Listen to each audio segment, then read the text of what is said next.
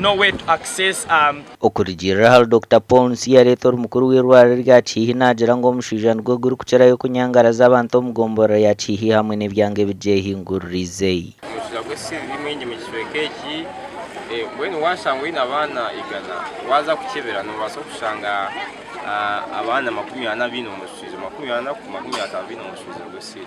So it can help Ministries Uganda tukija twakwatanisa na Matanda Health Center 3 na Matanda na Cihi Health Center 4 okuja ntuyambeho abantu okubahereza obujanjabi. Dr. Paul nagira ngo habo Omushwaija hamwe no kurya kubo mucange cy'abana nibacera kuhamweshagama ekinte cyo kubaretera okushinya ningashe malnutrition. Okugumanya kaza mwe tigurera munonga gurera menyere bicyoli nebindi no muceri nk'ebintu birabasa kombeka emerera abasa kombeka nga amagaraga k'abantu tekera munonga karabasa kera munonga so abantu binyi barateganyisibwa bazi bareteza malnutrition. Abantu bagira ngo bamwe baferirwa amagaraga bahabo kubora obujanja hamwe no kubara sente zo kubahwera kubongera yahari obujanja bwo mutindo murungi hamwe no kugura ebyo kukinjira oburwire.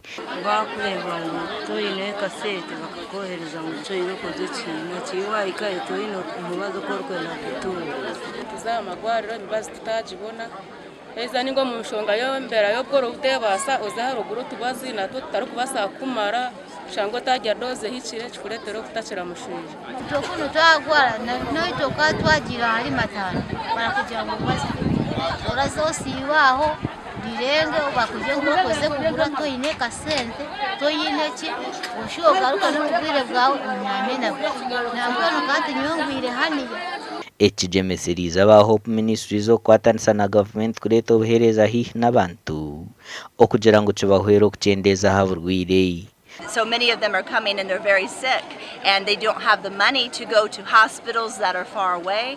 And so we decided to do an assessment to have this medical camp here to see the needs of the community. Our hope for Hope Ministries Uganda is that we will eventually turn this building that we have behind me into a medical hospital so that we can provide proper care for the people here in this community. Country kurebereka ngo abantu bakunu twabegesa nkoko barasa kwerebera kugira amagara marungi twabayegesa nkoko barasa kunyama umutimba gw'ensiri tuineho na program yo kugaba ubutimba bw'ensiri omumaka gona agari hihi no mu rugo mwanya Gasha kwa Weza Wilfred.